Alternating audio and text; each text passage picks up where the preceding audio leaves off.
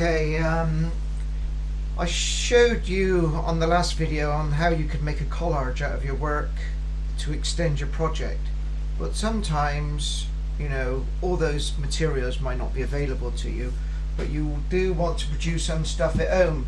We are in lockdown at the moment, but this could count for any time. I have had students messaging me saying that they haven't got any nice paper. But what I've got here is a cereal box, and instead of throwing the cereal box away, I rip it down on the glued seam there, just put my finger in there and pull it down, and that becomes a nice piece of paper or card to paint on.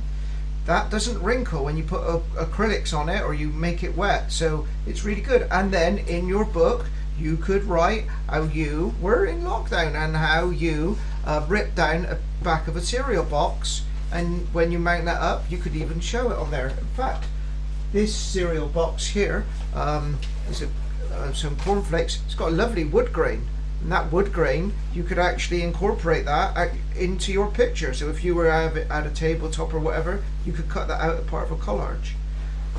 Another thing which you will need an adult for this really is you could actually make a print. So from a piece of wood you could draw out your picture. So there are students who have done skulls, so that skull could quite easily become a skull picture, and that has been routed out with a router. Obviously you're going to need help to get that routed out, and then inked up. Now the best way to ink it up, but you could use paint, and that could just be house paint.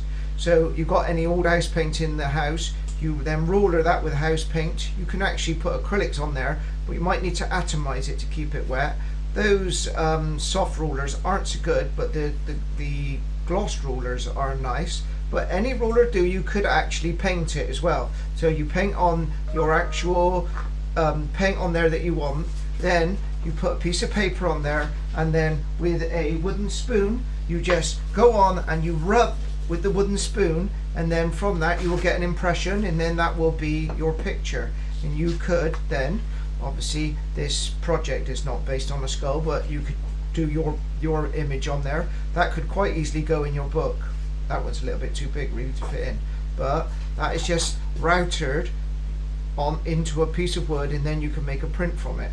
Those prints would look absolutely lovely, actually better, enhance your work in better than you could in school really, because we haven't got access to these materials and routers. So if you could get that done, that is another way that you can produce your work. And again, there is, using materials that you've got at home.